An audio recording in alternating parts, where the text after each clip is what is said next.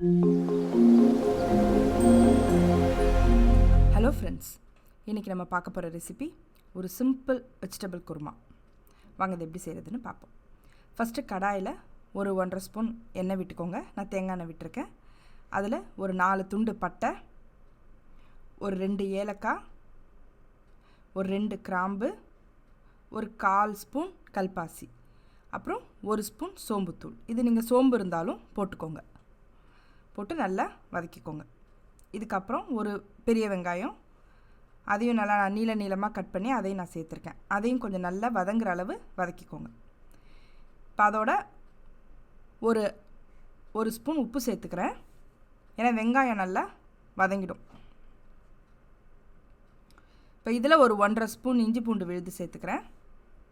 அதையும் சேர்த்து நல்லா பச்சை வாசனை போக வதக்கிக்கோங்க. வெங்காயமும் கொஞ்சம் நல்லா வதங்கணும். அப்போ தான் குருமாவுக்கு நல்லாயிருக்கும். பாருங்கள், எந்தளவு வதங்கிடுச்சு பாருங்கள். இந்தளவு வதக்கிக்கோங்க. இப்போ இதோட நான் ஒரு 2 தக்காளி சேர்த்துக்கிறேன். ஒரு மீடியம் சைஸ் தக்காளி, 2 நாட்டு தக்காளி நான் சேர்த்துக்கிறேன். பெங்களூர் தக்காளியாக இருந்தால் ஒரு 3 தக்காளி போட்டுக்கோங்க. இப்போ ஒரு மூடி வச்சு ஒரு 2 நிமிஷம் அப்படியே விட்டுருங்க. தக்காளி நல்லா குழஞ்சிரும். அதுக்குள்ளேயும் நம்ம குருமாக்கான தேங்காய் மசாலா ரெடி பண்ணிடலாம். இதில் நான் ஒரு 1/2 கப்பு தேங்காய் சேர்த்துருக்கேன். தேங்காய் துருவலாக இருந்தாலும் நீங்கள் சேர்த்துக்கோங்க. ஒரு 10 முந்திரியும் சேர்த்துக்கிறேன். வேறு எந்த மசாலாவும் இதில் நான் சேர்க்கல. வெறும் தேங்காவும் முந்திரியும் போட்டு இதை நான் அரைச்சி எடுத்து வச்சுக்கிறேன். இப்போ நான் சேர்க்க போகிறதில்ல, அரைச்சி எடுத்து வச்சுக்கிறேன். இப்போ பாருங்கள், நான் மூடியை திறக்கிறேன். தக்காளி எந்த அளவு குழஞ்சிருக்கு பாருங்கள். இந்த அளவு குழஞ்சாதான் குருமா நல்லாயிருக்கும். இப்போ இதில் நம்ம காய்கறிகளை சேர்த்துடலாம். ஒரு 1/2 கப் கேரட், அது உங்கள் சாய்ஸ்க்கு எப்படி வேணால் கட் பண்ணிக்கலாம். ஒரு 1/2 கப் பீன்ஸ், அப்புறம் ஒரு 1/2 கப்பு காலிஃப்ளவரை இந்த மாதிரி இதெல்லாம் எடுத்து கொஞ்சம் வெந்நீரில் போட்டு எடுத்துக்கோங்க.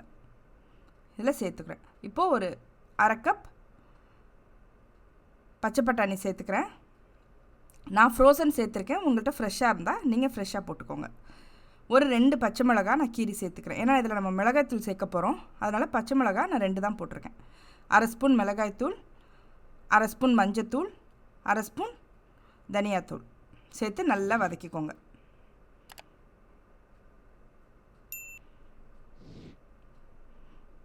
இதில் ஒரு 1/2 கப் தண்ணி சேர்த்துக்கிறேன். இப்போ மூடி வச்சு ஒரு 5 நிமிஷம் விட்டுருங்க. பாருங்கள், ஒரு 5 நிமிஷம் கழித்து எடுக்கிறேன். காய்கறிங்கெல்லாம் நல்லா வெந்திருக்கும். இல்லை உங்களுக்கு காய் வேகலைன்னு ஃபீல் பண்ணிங்கன்னா இன்னும் ஒரு 2 நிமிஷம் அப்படியே விட்டுருங்க. இதில் நல்லா காய் வெந்திருக்கு. இந்த ஸ்டேஜில் நான் 1 ஸ்பூன் கரம் மசாலா தூள் சேர்த்துக்கிறேன். அப்புறம் ஒரு 10 புதினா இலை, ஒரு டேபிள் ஸ்பூன் அளவு கொத்தமல்லி தழை, 2த்தையும் சேர்த்து நல்லா வதக்கிக்கோங்க. இந்த குருமா ரொம்ப டேஸ்ட்டாக இருக்குங்க. சப்பாத்திக்கு, தோசைக்கு, இட்லிக்கு எல்லாத்துக்குமே இது ரொம்ப நல்லாயிருக்கும். பாருங்கள், இதில் நான் 1 ஸ்பூன் உப்பு சேர்த்துருக்கேன். ஏற்கனவே நம்ம ஒரு ஸ்பூன் உப்பு சேர்த்துருக்கோம். இப்போ 1 ஸ்பூன் சேர்த்துக்கிறேன். உப்புங்கிறது வந்து உங்கள் டேஸ்ட்டுக்கு தகுந்த மாதிரி நீங்கள் சேர்த்துக்கோங்க. இப்போ நம்ம தேங்காய் அரைச்சி வச்சோம் இல்லையா, தேங்காய் முந்திரி, அதை இந்த ஸ்டேஜில் சேர்த்துக்கோங்க.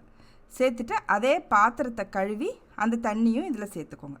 உங்களுக்கு குருமா எவ்வளோ திக்னஸ் வேணுமோ அதுக்கு தகுந்த மாதிரி தண்ணி சேர்த்துக்கோங்க. எப்படி இருந்தாலும் இது கொதிக்கும் போது கொஞ்சம் திக்னஸ் கொடுக்கும். குருமாவில் சேர்க்க வேண்டியதெல்லாம் நம்ம சேர்த்தாச்சு. இப்போ ஒரு நல்லா கொதி விட்டுருங்க. ஒரு 5 நிமிஷம் நல்லா கொதிக்க விட்டுருங்க. பாருங்கள், நல்லா கொதிக்குது. இப்போயே நல்லா குருமா வாசனை வந்துருச்சு. அவ்வளோதாங்க, உங்கள் குருமா ரெடி. ரொம்ப ஈஸியாக செஞ்சிடலாம். இப்போ இதில் கொஞ்சம் கொத்தமல்லி தூவி எடுத்திங்கன்னா உங்கள் குருமா ரெடி. இந்த லிஸ்ட் ஆஃப் இன்க்ரீடியன்ட்ஸ் உங்கள் ரெஃபரன்ஸ்க்கு கொடுத்துருக்கேன். ஏன் பார்த்துக்கோங்க. நீங்கள் வீட்டில் செஞ்சு பாருங்கள், உங்களுக்கும் ரொம்ப பிடிக்கும். இந்த வீடியோ பிடிச்சிருந்ததுன்னா லைக் பண்ணுங்கள், ஷேர் பண்ணுங்கள், கமெண்ட் பண்ணுங்கள். நீங்கள் ஃபஸ்ட் டைம் பார்க்குறவங்களா இருந்தால் சப்ஸ்கிரைப் பண்ணுங்கள். தேங்க்யூ.